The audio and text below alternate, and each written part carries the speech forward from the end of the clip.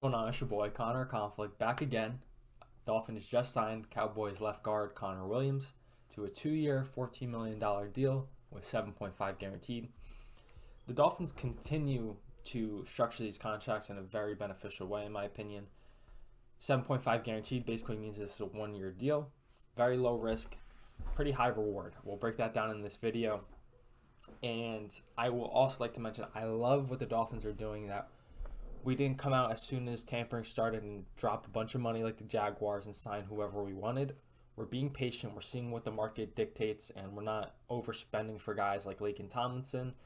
And we're kind of getting solid values. Now, everyone in free agency is going to get overpaid, but $7 million a year for Connor Williams is a phenomenal value in my opinion. And I'm going to break that down in this video why I believe so, and give you guys the numbers and let you guys come up with your own opinion and see what you guys think about it. So, like I said, it's basically a 1-year deal, and we can keep him for the second year if we'd like. But let's break down the numbers. So, in pass blocking this past season, he had 624 snaps, and he only allowed 15 pressures and 2 sacks, which is a great difference from what we had this past season. To compare, let's bring up the great Austin Jackson numbers. So, Austin Jackson had 708 pass blocking snaps. Granted, some of these were at tackle, like probably 2 or 3 games worth, so it's a harder position a little bit, so we can give him a little bit of slack, but he still allowed 49 pressures and 2 sacks. So if you want to break down the numbers in terms of pressure rate, Austin Jackson allowed a pressure every 14.4 snaps. Connor Williams allowed a pressure every 41.6 snaps. So that's damn near 3 times the difference, which is astronomical when you consider that. Literally, it's such an upgrade is all I'm going to say. And I'm going to break down later in the video as well what this means for the rest of the offensive line, Austin Jackson and Liam Eichenberg. But it's just that's a big upgrade. Now, Connor Williams doesn't come without flaws. We'll break that down. But when you just look at from a number standpoint, his pass blocking has been pretty solid, and his run blocking is pretty good too. I don't like to use PFF grades, but for the sake of this video and not being able to quickly do a deep dive watching film and whatnot, I'm going to just use it anyway as a reference. He had a 76.9 run blocking grade for PFF, which is a good grade, and he graded as like a top 10 tackle overall of people who qualified. So PFF take with a grain of salt, but it's a good metric to just get a quick base on. Now let's talk about the bad. So he's a great pass blocker, and he's a good player. Period. Now the only negative comes with his penalties. Now he gets penalized pretty heavily. This past season he got 17 penalties, where Austin Jackson, for comparison, had 12, which was still a lot. But someone on Twitter did a little quick deep dive, and career-wise, he doesn't have too big of an issue.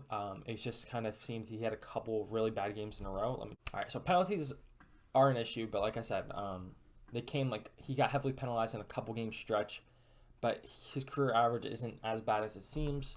But it's something he needs to clean up, and if he is able to clean it up, I think we have a big time left guard, and that's just a good guard unit in general. Him and Rob Hunt, left guard, right guard. That's something that you can move forward with. Now, the Dolphins still need to improve the offensive line. And I'm going to talk about where I think that they need to upgrade.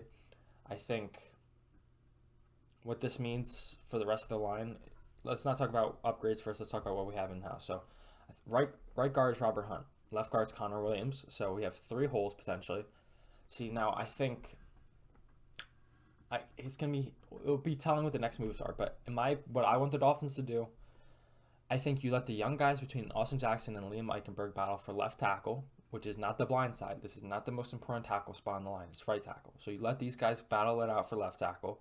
Go sign a big-time center. J.C. Treader just got cut. Bradley Bozeman's still out there. Or maybe draft the top guy in the draft, Tyler Lindenbaum, and go out and get the best right tackle available, which is there's a couple guys out there you could argue. Trent Brown. La'el Collins is still available, which I don't know why the Dolphins haven't done yet.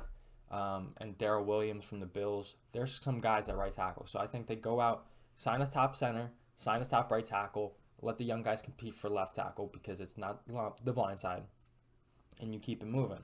But what I think this means, I think this means Austin Jackson's likely not going to start. I think he's kind of done. I think if they believe in anyone, I think it's probably going to be Liam Eichenberg.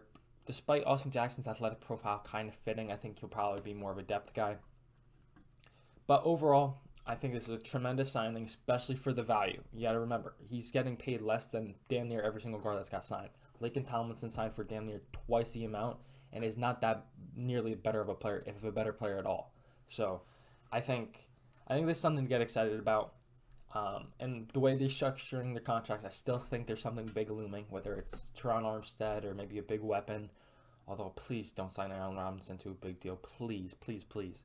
Go get a center, go get a right tackle, go get another added weapon, and call it a fucking day. Oh, and a middle linebacker. So I'm going to give this a 9.3 out of 10. That's a high grade. Now comment down below what you guys think of this signing. Who do you want to see us sign? Like and subscribe. It really does help this channel grow, and I appreciate you guys for watching immensely. It means a lot to me. So I'm going to keep getting better, trying to make these videos more entertaining, informative. As you can see, I kind of already upgraded the layout. Let me know how you think about that. And until next time, I'll catch y'all.